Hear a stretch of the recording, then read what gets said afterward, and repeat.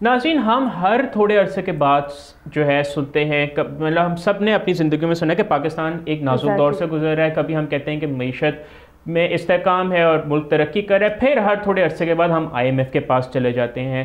تو ناظرین، آج ہمارے شو کا بیسکلی جو مقصد ہے، آج ہم نے ڈسکس کرنا ہے کہ ہماری اکانومی کس طرح بہتر ہو سکتی ہے with obviously debates and empirical evidence from the rest of the world. Exactly, and the idea is کہ اکنامک پروگرس کو کس طرح سمجھا جائے، کتنے مختلف زاویوں سے آپ اکنامک پروگرس کو اینالائز کر سکتے ہیں اور اس کا اکنامک پالیسی سے کیا تعلق ہے.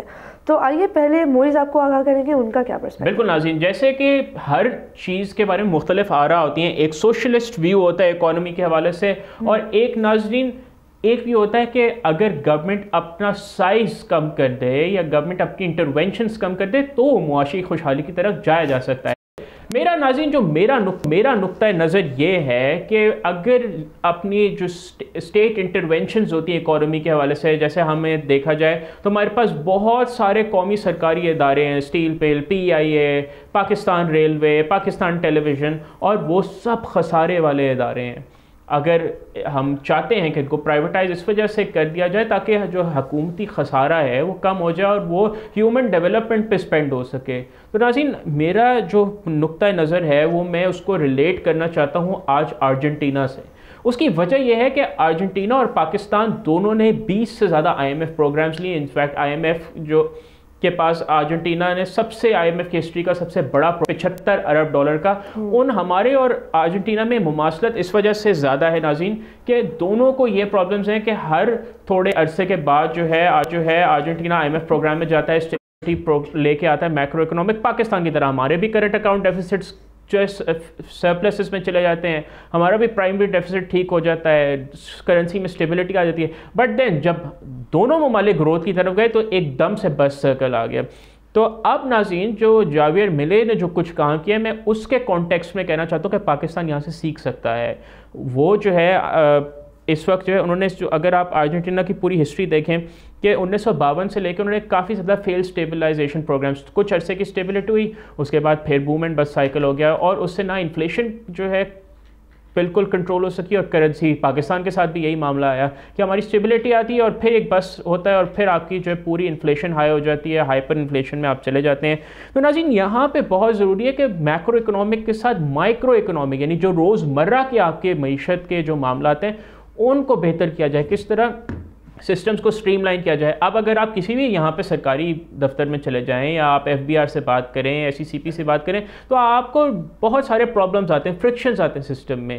آپ کو کہیں کہیں رشوت بھی دینی پڑتی ہے اور برائبری ریمپنٹ ہے. اسی طرح کی چیزیں ارجنٹینا میں بھی رہی ہیں، لیکن اب جو ان کے لیڈر ہیں جاویئر ملی، انہوں نے یہ کہا ہے کہ وہ آپ پرائیورٹائز کریں گے مائکرو اکنامک اسٹیبلائزیشن کو. اور انہوں نے کہا ہے کہ انہوں نے ایک اکانومسٹ لگائے ہیں فیڈریکو سٹرزنگر، انہوں نے کہا ہے کہ ہم بریک ڈاؤن کرنا چاہتے ہیں کمپلیکس ٹیرفس، انٹرمیڈیٹریز جو بیچ کے بہت سارے معاملات ہیں جس کو آپ مڈل مین بھی کہہ سکتے ہیں، اور ریگولیشنز اور بہت سخت رولز. اور کیونکہ ناظرین جب آپ بہت زیادہ پروٹیکشنزم دیتے ہیں، بہت زیادہ آپ جو ہے کمپنیز کو ایک فری اکانومی میں آپریٹ نہیں کرنے دیتے تو پھر مونوپلائزیشن ہو جاتی ہے. اگر آپ کسی کو بہت زیادہ سبسڈی دیں تو اس کمپنی کی مونوپلی رہ جاتی ہے.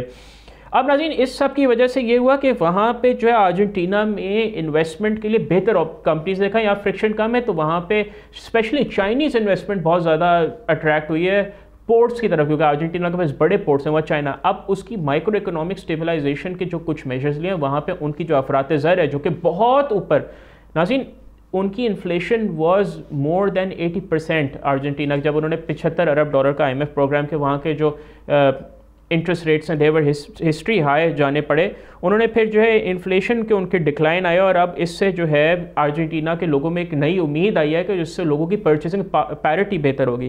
پھر ناظرین اب جیسے ارجنٹینا میں یہ معاملہ تھا کہ سوشل سیکیورٹی میں اندر حکومت کی بہت زیادہ انوالومنٹ تھی، جیسے ہمارے یہاں بھی احساس پروگرام ہے، بے نظیر انکم سپورٹ پروگرام ہے، کافی اچھی چیزیں ہیں، لیکن اس کے اندر جب بہت زیادہ حکومتی انٹرونشن ہوتی ہے تو اس کی جو ایفیشنسی ہے وہ کم ہو جاتی ہے. ارجنٹینا میں بھی اسی طرح کی لا کیمپورا جیسی آرگنائزیشن تھیں، وہ پیرونسٹ موومنٹ کے ساتھ ایسوسیٹڈ تھیں، اس میں بہت زیادہ کرپشن، اور اب انہوں نے تمام مڈل مین کر دیا. انہوں نے کہا کہ ڈائریکٹ سوشل سیکیورٹی نیٹ لوگوں تک جائے گی، تو یہاں بھی انہوں نے حکومت کا رول ختم کیا.